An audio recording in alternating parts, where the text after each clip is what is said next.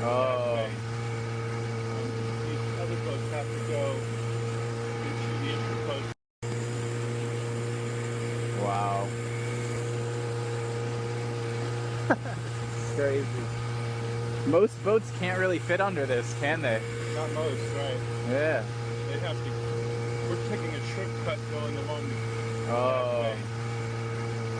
These other boats have to go into the intercoastal and find an outlet to the ocean. okay.